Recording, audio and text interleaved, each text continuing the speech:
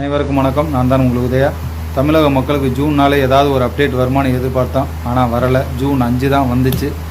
என் அண்ணன் ஆரியூர் அண்ணன் அண்ணாமலை அவர்கள் வி த லீடர்னு ஒரு இயக்கத்தை தொடங்கியிருக்காங்க. அந்த இயக்கம் வெற்றியடைய என்னுடைய வாழ்த்துக்கள். அந்த இயக்கத்தில் நானும் இணைஞ்சிட்டேன் அப்படின்றதில் நான் ரொம்ப ஒரு பெருமை கொள்கிறேன். எவ்வளவு வழி இருந்தால் அண்ணனுக்கு மனசில் இருந்திருந்தால் அந்த மாதிரி ஒரு இயக்கம் தொடங்குறதுக்கு ஒரு முடிவு எடுத்திருப்பார் சொல்லுங்கள். பாஜகன்னு அந்த மனுஷன் சுற்றிக்கிற அந்த மனுஷனை என்ன பண்ணி அவருக்கு ஏதோ ஒரு அல்லு செல்லு கட்சி சொல்லுன்னு சொல்லிட்டு அவரை கட்சியை விட்டு ஒதுக்குனி எவ்வளோ தானே.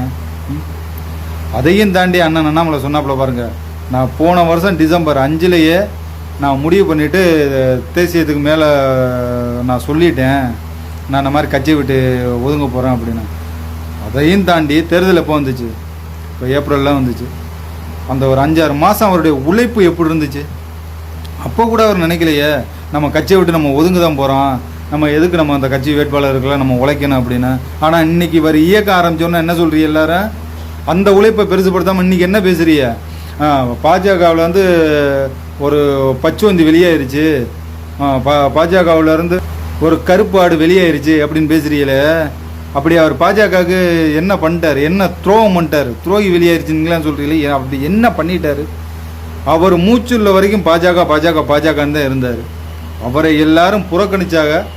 சரி, இனிமேல் நம்ம அந்த கட்சியிலேருந்து நம்ம மரியாதை இருக்காது அப்படின்னு அவரே இது பண்ணிட்டார். ஒருவேளை அவர் மாநில தலைவர் பதவியை வாங்கிட்டு வந்திருந்தாலும் இங்கே அவருக்கு நல்ல பேர் இருந்திருக்கும், யாரும் மதிச்சிருக்க விட மாட்டாங்க.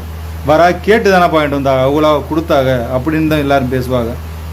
நம்ம எல்லோரும் நினச்சிக்கிட்டு இருக்கிறோம் அவர் இந்த சட்டமன்ற தேர்தலில் அவருக்கு சரியான தொகுதி கொடுக்கல, அவர் கேட்ட தொகுதி கொடுக்கல, அந்த தொகுதியை கொடுத்துட்டாங்க, அவருக்கு மாநில தலைவர் பதவி கொடுக்கல. அதனால தான் அவர் தான் ஆணித்தனமாக சொல்லிட்டாரு. போன தடவையே நான் போன வருஷமே சொல்லிட்டேன் அப்படின்னு. ஒருவேளை இந்த தேர்தலில் நின்றிருந்து அவர் ஜெயிச்சிருந்தா இன்றைக்கி வரனால இந்த நில முடிவு எடுத்திருக்க முடியுமா? பாஜக எந்த அளவுக்கு தோல்வி அடைந்துச்சு. ஒருவேளை அவர் ஜெயிச்சு பாஜகவில் ஒரு எம்எல்ஏவாக ஆயிருந்தால் எம்எல்ஏவாக மட்டும்தான் இருக்க முடியும். அவர் நினைத்ததை தமிழ்நாட்டு மக்களுக்கு கொண்டு வந்து கொடுக்க முடியுமா? அவரை சொல்லப்போனால் அவர் ஒரு ஆக்ரோஷமாக ஓடுறாள். ஒரு தேர்தலில் அவருக்கு தேவையானது கிடைச்சிருக்குமா? கிடைக்காது. ஆனால் அண்ணன் அண்ணாமலை அவர்கள் எடுத்த முடிவு சரியான முடிவு தான். அது இன்னும் பிற்காலத்தில் போக போக தெரியும். இப்போ அண்ணன் இயக்க ஆரம்பித்து ஒரு 5 மணி நேரம் ஆகுது. இப்போ 6 லட்சம் தொண்டர்கள் ஆதரவாளர்கள் இணைஞ்சிட்டாங்க.